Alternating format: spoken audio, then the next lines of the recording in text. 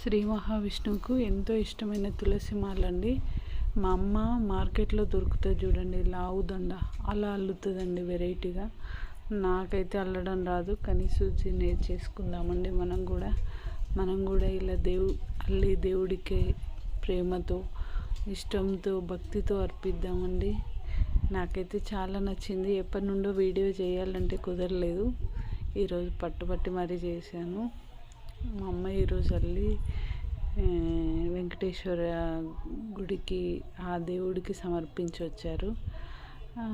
భలే భక్తితో, శ్రద్ధగా ఎంత బాగుంటుందండి. ఎంతసేపు అయినా అలాగే కూర్చొని అల్లేస్తారు మా అమ్మ. చూడండి అసలు ఎంత బాగుంటుందో. మనము వీళ్ళని చూసి నేర్చుకోవాల్సింది ఓపిక అండి. ఆ ఓపిక చాలా విజయాలను తెచ్చిపెడుతుందేమో.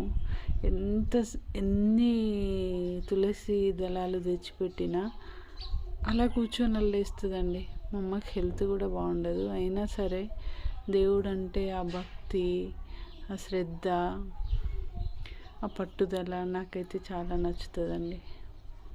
చాలా బాగా అల్లుతారు మా అమ్మ. మాలలు అల్లడంలో పర్ఫెక్షన్ మా అమ్మది. చాలా బాగుంటుందండి. చూడండి, మనం కూడా నేర్చుకుందామా ఇలాంటి తులసి మాల.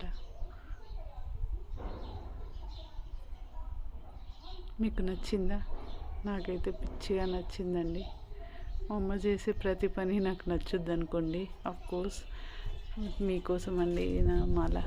మీరు కూడా ట్రై చేయండి. Thank you.